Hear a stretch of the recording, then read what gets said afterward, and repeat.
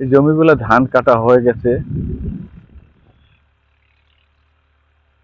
কৃষক তার গরু চড়াচ্ছে মাঠে, আর নতুন করে পরিচর্যা চলতেছে জমির। বক পাখি সাধারণত জমিতে আসছে পোকা খাওয়ার জন্য।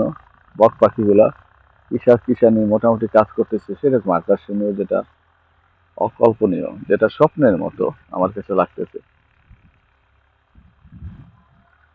নতুন করে জমির পরিচর্যা চলতেছে কৃষকের, বিভিন্ন ধুলাট কৃষি, যেটা ধুলাট কৃষি বলা হয়, সেটা হয়তোবা আবার নতুন করে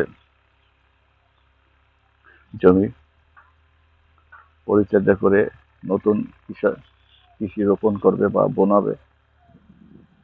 মাঠে গরু চড়াচ্ছে, সেই ছোটবেলার স্মৃতি দেখে মোটামুটি আমার কাছে সে আকর্ষণীয় লাগবে। যে হাই রোডের পাশে যেটা ব্যস্ততম সড়ক, যেটা বরিশাল বরগুনা রোডের পাশে,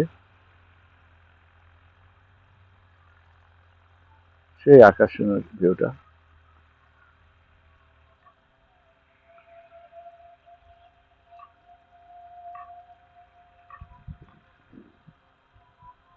কৃষক নতুন করে জমি পরিচর্যা করতেছে, নতুন করে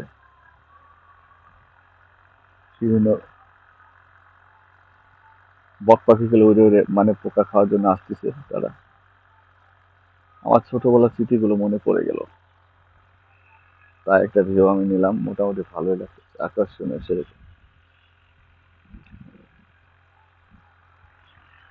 আমার মন চাচ্ছে কাজ করার জন্য, জমিতে কাজ করার জন্য, কাজ করতে মন চাচ্ছে।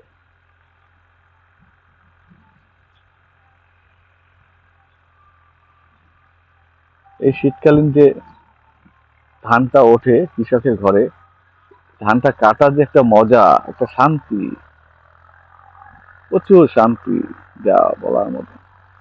পাওয়ার টিলার দিয়ে চাষ হচ্ছে জমি,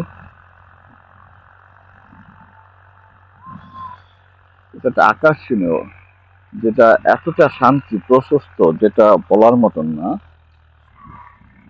সেরকম একটা শান্তি আমার কাছে মনে হয়।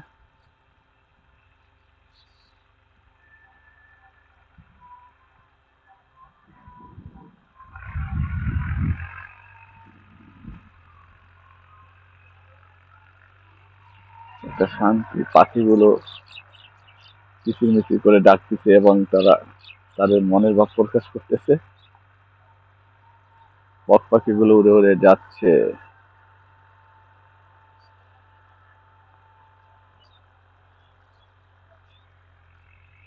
আজ এ পর্যন্ত, ভালো থাকেন, কোনো ভালো একটা ভিডিও নিয়ে চলে আসবো আপনাদের মাঝে।